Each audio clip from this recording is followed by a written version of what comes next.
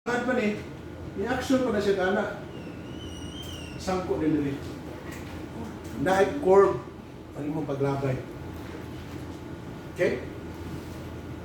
Di ba, dong, amulo no? Kabantay ka dong, mangihi ka.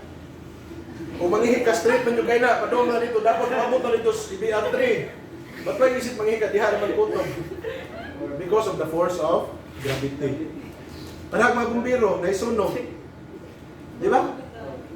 Di ba gina, lagi ang sunog.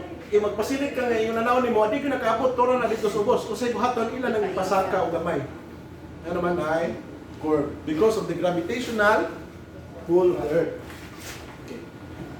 Mas complicated di siya gamay. Because duha ka buhok, formula atong kung ano.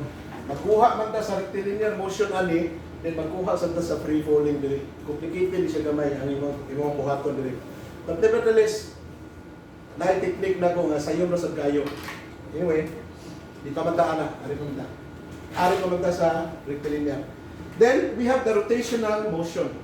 Sa rotational motion, kanang pagtuyok di sa atong ligid, nasa na siya ay actually dahil mga formula ng mga mechanical engineers no to convert the rotational motion or a torque into translational motion. Mo na siya nga movement vertically na. Di ba kung yung naon ligid. Ang ligid sa atong auto is ang motion nga because of the engine of our cars, motorcycles, kung sa pa na diha, rotation gina siya mo na motoyog ang ligid. But it is being converted into linear motion. Okay? Kasabot tanan? Okay. Magnganga pagin mo na kung istorya at agotob no, mas nindot gitong natay sample problems. Okay? So let us try to solve some sample problems involving rectilinear motion. Of course, with the application of our previous knowledge in friction and other forces.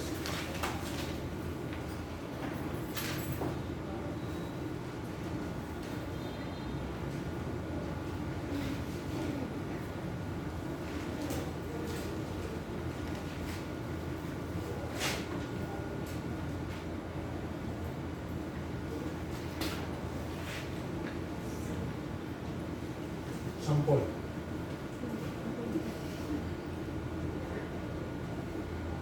Kani siya, may dili na ko i-upload, but you can take pictures after.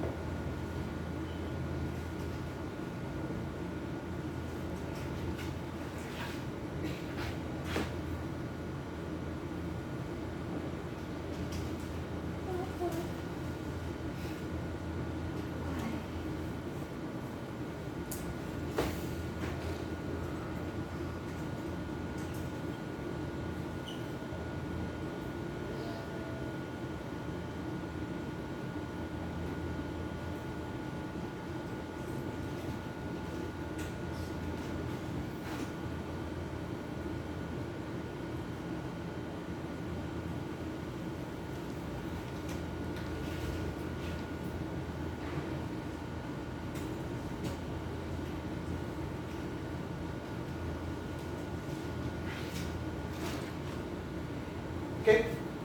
Muna siya. Nato may car. Basahan may kabalero. The brakes of a car moving at 40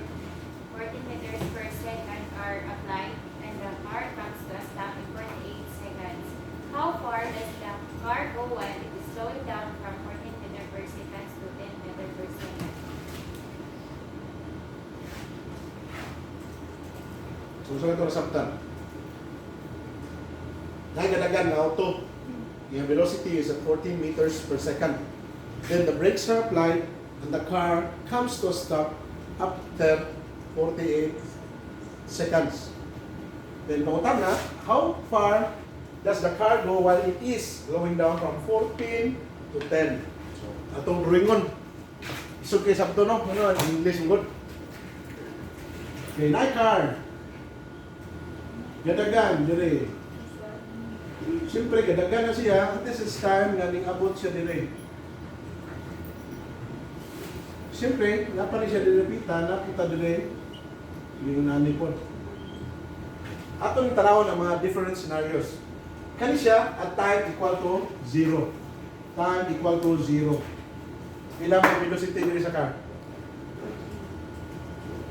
Initial velocity dire is equals to 14 meters per second. Kani dire at time equals to 10. ilang time dire? 48. 48. Time 48 seconds. Pila may ihang velocity dire? 10 meters per second. Dili. Comes to a stop in 48 seconds. So pila velocity dire? Aglipa. Tama problem. And the car comes to a stop in 48 seconds. Pila velocity dire?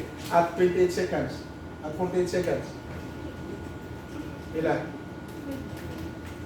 Pila? Pila? 62. Zero. Zero. Ano naman? Klaro kayo comes to a stop. Kung sa may stop sa inyo hali, na ba na, naglihog pa na. Zero. Na. Velocity here is 0. Okay? Kung sa may ito po, tana. Karon, natay time dire. Nga wata ka ba, no? Kung saan nga time ma, but kibota nga, ang ihang velocity dire is equals to 10 meters per second. Ang putana karon is unsa kuno ni siya ka laya. Unsa kuno distance kaya? Mo ni putana. Di ba? Sakto na ko drawing base sa inyong interpretation sa problem. You try to read and interpret the problem. The brakes of a car moving at 14 meters per second. Mo ni iyang initial condition. So wala pa yung hitabo. Pag abot niya dire, iyang tamakan ang brake. Pag tamak sa brake, siyempre ang car ni hinay-hinay. Until sa time na niabot of 48 seconds, ay ang velocity is 0. But dili na mo ipautanan sa problem. Kaya pautanan ni 0 siya dire. Ang pautanan is, unsa kalaya, samtang ang car nag-ana mo kahinay gikan sa 14 up to 10 meters per second. Unsa kuno siya kalaya niya na travel. So we're asked to find for displacement or distance. Okay? So unsa may atong makita na constant? Acceleration. Acceleration. Atong solbon ang acceleration. Kaya kung masolve na ito acceleration, we can always use all the formulas that we have. Again, isuwat ako ang formula din ha. S is equals to VOT plus minus 1/2 AT squared. V is equals to VO plus minus AT. Napot tayo last, V squared is equals to VO squared plus minus 2AS. Mutana mo karon. Kung sa may atong gamiton nga formula so that we can get the acceleration. Anybody? Timplado. Kana, sir? Kung sa may itong gamiton nga formula, formula 1, formula 2, formula 3. Formula 1, sir. 1. Kay distance functions. Nga nung 1 man dahil. Kay distance man ang ipangitasan. Distance ang limita. Kung wali na ka dire. But dili ta ka-solve dire kay wata kay boss yung acceleration pa. Ato sa solve ang acceleration gamit tani. Kay given man ni siya. Given ni kaniya itong gamiton. Anyway, kung sa acceleration niya dire, the same as ang acceleration dire. Formula, sir. Ha? Kaduhang formula. Ikaduha nga formula. Di ito pwede mo gamit sa primero nga formula nga no, kay botas time. Why problema na may time. Patuon ta kay boss distance kung saan siya kalaya padung dire. Kung ta kay bawa na. Pwede ka nito gamiton. Di Japon, may distance. Di Japon ka Jabas. Kani dito gamiton ikaduha. Okay? So, gamiton ito ikaduha. Kay bota iya final kani itong gamiton na gikan dire padung dire. Ayaw sa kahunona. ipang takasolve ba na? Bisa kung saan ito bali-bali, di kita kasolve. Huwag matay, kuwangan naman ang given. We need to get the acceleration because we all know whatever is the acceleration here is the same as the acceleration niya tanan. Kaya the same car man na siya. The same man niyang initial velocity, the same man nilang kung ato ni siya ipadayon o padagan, eventually maabot man ni siya ani nga estado. Okay? Kasabot mo? Kasabot dahil klaro dahil aglipa. Bindulo, klaro na? Okay? So we're going to use formula number 2. V is equals to VO plus minus AT. Again, final velocity, 0. Initial velocity, 14 meters per second. Minus acceleration, wata kabalo, time, 48 seconds. Okay? Balihin. Balihin ako ani dire, nahimo siya positive. So 48 seconds A is equals to 14 meters per second. Or acceleration is equals to 14 meters per second divided by 48 seconds. Seconds cancel. Ato lang ni usbon ha. Sayo pang libro ani. Ilisa lang dito ni mo 48 ato. Imo na to ni siya 4.8 seconds. Okay. Imo na to 4.8 seconds ha. So imo na to ni 4.8 seconds. Kani 4.8 seconds. Seconds cancel. Aw dili cancel. Dili ma-cancel. Answer ito sa O sakto, dili ma-cancel. Kung dili ma-square. Acceleration is equals to 14 divided by 4.8. Try to compute it in your with your calculator. By the way, nakapalit na mo calculator, tanan. 4.92. Base, Navarro, nanay calculator sa Navarro. Palit ha. Again, mo ganay atong importante kayo ang calcio. Si Kutimar, wala pa po. Si Libog, ang dagoy eh. Parehas, gumaw, no? Sa ito yung nga niya? Pinsoy. Hinsoy. Wapa po kay calcio. Wala. Ha? So, palit yung calcio. Palit yung calcio. Ha? In-answer? 2.92. 2.92 unit would be meters per second square. Muna ay iyang kakusgon sa iyang paghinay. Acceleration na siya. But actually, that is deceleration. Nga naman, gikan ko ka sa 14, himong 0. Muna ay iyang kakusog sa iyang change, sa iyang velocity. Kakusog sa iyang pagpahinay. Okay? Now, we have the acceleration. That is the acceleration dirisad. So, we can now solve for this. Isa itong gamiton. First, second, third. Hinsoy. Isa itong gamiton, Day. And Formula 1. Formula 1, pwede. But i-solve sa Formula 1, musulod pa sa Formula 2 so that we can get the time. Di ba mag-unknown sila eh. Wala ka kaybaw sa distance, wala ka kaybaw sa time. So mangita ka another equation. So nakay Formula number 2 para ma-solve mo ang time. Kung sa answer mo dire, ibutang mo dire, hasol. Itso ta sa Formula number 3. Okay? Sa Formula number 3, we have B squared is equals to BO squared plus minus 2AS. Final velocity, 10. Of course, meters per second squared is equals to initial velocity, 14 meters per second squared. Minus, gano'n itong minus ni? Kay acceleration. Okay, nagikan ta sa dako, nahimong gamay. So meaning, atong kuhaan. So minus 2 times the acceleration, 2.92 meters per second squared times S. Kani, ito atong line color, karon colorful atong solution na. Kani siya na term, ibalihin ako dire. Kani siya na term, ibalihin ako dito. Okay, ibalihin ako ani, mahimo ni siya positive. 2 times 2.92 pila? 5.84? Yes, sir. 5.84 meters per second squared times distance.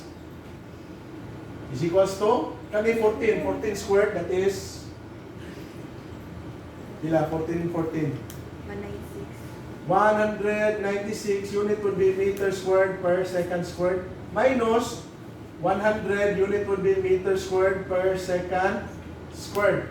So we have here S is equals to minus, we have 96 meters squared per second squared divided by kani, which is 5.84 meters per second squared. So saan nakita po? Meters per second squared, ang nabili na unit is meter. 96 divided by 5.84, pila? 16.44. 16.44 meters. Final answer. Okay? So mo na nakalaya. Gikan kadagan siya 40 meters per second. Pag break niya, niabot siya 10 meters per second, pero ningdagan pa siya 16.44 meters. Okay? Questions? O tana, o dili makaklaro sa YouTube, kay hinay ang inyong YouTube, you may take the picture of the board.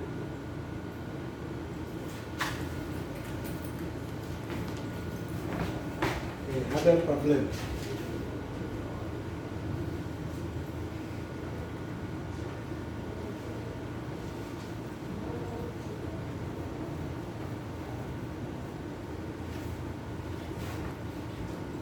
Ano yung hindot eh? Hindot siya na problem kay napin ang conversion of units. Kita ko dahil. Sample number 2.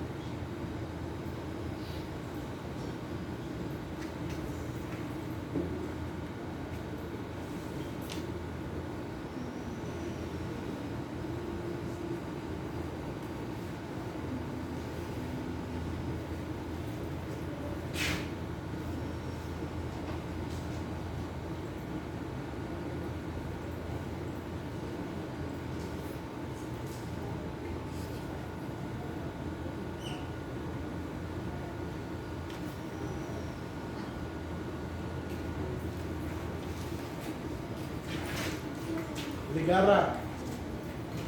Kindly answer. Kindly read it. A car whose velocity is 20 meter per hour is given by 20 miles per hour is given an acceleration of 5 miles per second.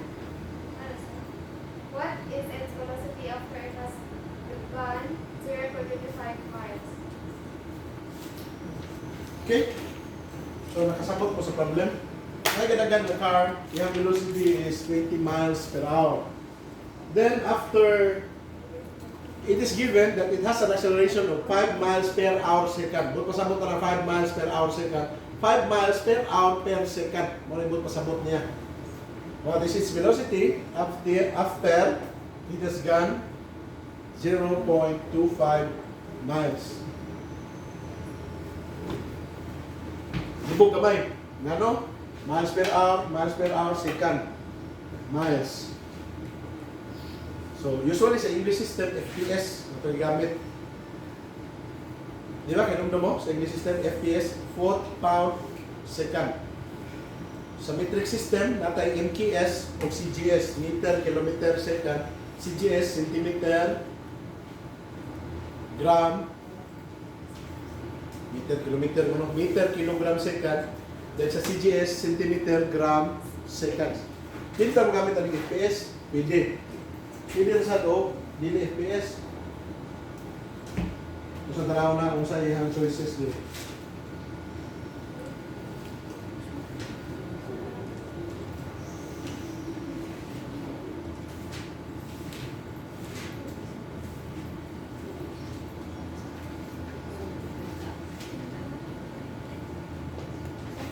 Miles per hour na yung answer niya. Ito sa miles per hour lang. Okay, so sa itong buhaton, ato sa drawingon, ang initial niya nga, ang iyang condition. So nakay auto dire,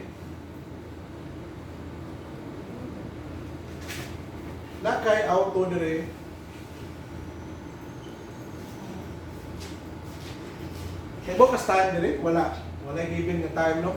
Pag kay mo ka dire, nga nakay initial velocity nga 20 miles per hour. Every hour or every second, mo increase ang iyang velocity to 5 miles per hour. Every second na, mo increase to 5 miles per hour. Pag-abot diri, ang iyang final velocity is pila? Unknown. So, question mark. Kay bota dire, ang iyang distance dire is 0. Ang distance nimo dire is 0.25 miles. Okay? Sa mabaylain. Wala na. Magkibo ka na kay acceleration equals to 5 mile per hour second. Una itong buhaton na na is of course, so that we have consistent unit, we are going to convert that acceleration into unit of time. Lumami ka unit of time na kay hour, na po kay seconds. So first, we have acceleration is equals to 5 miles per hour second. Multiply na ito na, hour man nila, ang seconds ito i-convert to hour. So, ito i-convert ka na sa hour, pila na siya? 3,600 seconds is equals to 1 hour.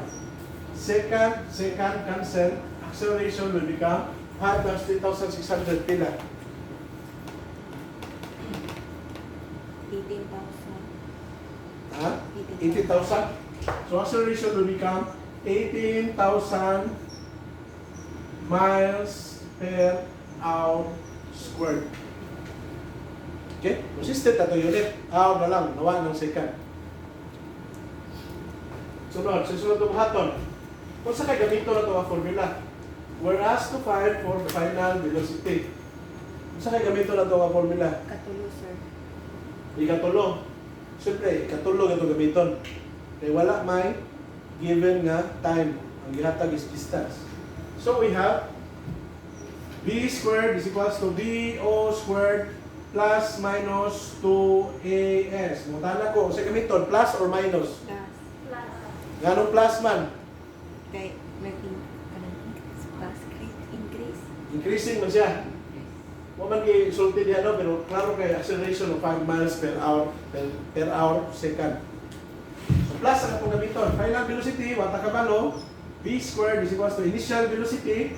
We have 20 miles per hour squared plus 2 times acceleration, 18,000 miles per hour squared times distance, which is 0.25 miles. V squared is equals to 20 times squared. 20 times 20, 400. Unit will be miles squared per hour squared. Wow, ano na miles squared per hour squared? No, square man siya. Square ni mo, miles squared, hour squared, hour squared sa plus 1/4 ang 18,000, 9,000, 4,500, 9,000. 9,000 ba? 9,000 miles of miles miles squared all over r squared. B squared is equals to 9,400 miles squared per hour squared. B squared man yan. Atong ipangita is B naman, extract the square root, o extract sa sa square root. B is equals to square root of 9,400. Pila?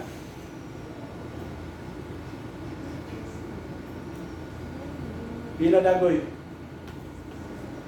9,400. Square root of 9,400. 96.95. 96.95 95.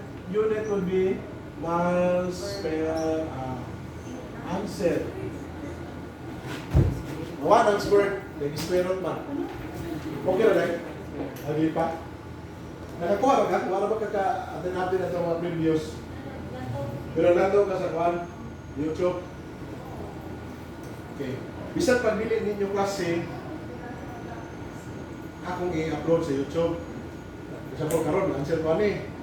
Ini klase na ko umasa sa season 1 sa klase umano. Klase na ko ini sa season B. Isla sa regular topic. Mati-upload kayo na ko sa itong Google Classroom. Ha?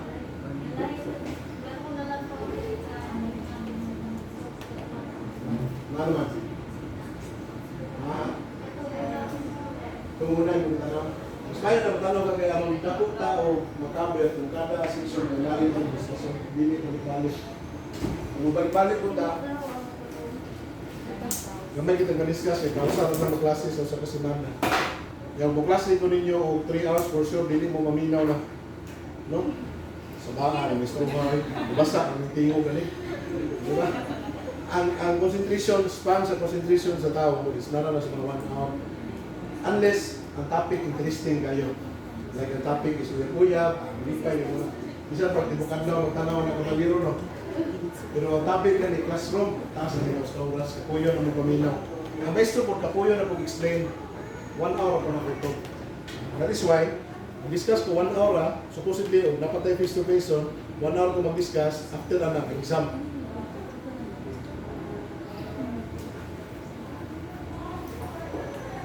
Questions? Bindulo. Ligara. Tanaw ninyo o mag-answer ko ninyo, mag-answer mo mga yun ani. Practice. Mas maayo practice na karon, no? Naghatag kong problem, you try to solve it on your own. Then kisay una mag-answer, exempted sa sunod ng quiz. Anak eh. Gigaw yan. Sige. Okay ra, exempted sa sunod